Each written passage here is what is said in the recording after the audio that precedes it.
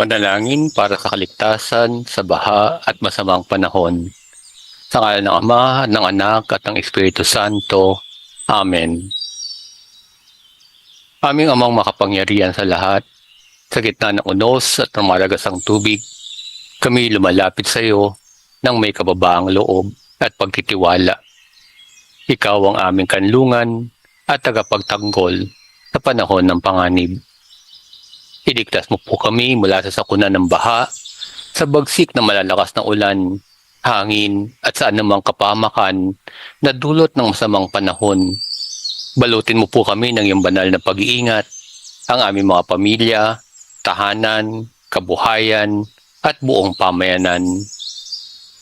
Pawiin mo po ang aming pangamba, palakasin mo po ang aming loob at pagkakaisa.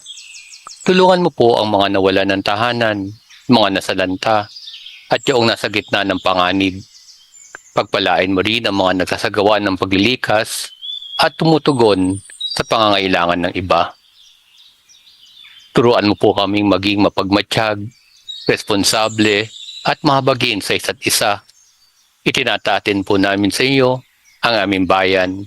Naway gabayan mo ang aming mga pinuno, ang mga lingkod bayan at bawat isa upang mapangalagaan ang kalikasan at mapaghandaan ang mga sakuna. Panginoon, kami nananampalataya na hindi mo kami pababayaan. Ina ng kaligtasan, ipanalangin mo kami. San Lorenzo Ruiz at San Pedro Calungsod, ipanalangin ninyo kami.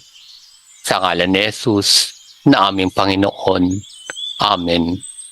Sa ngalan ng Ama at ng Anak at ng Espiritu Santo. Amen.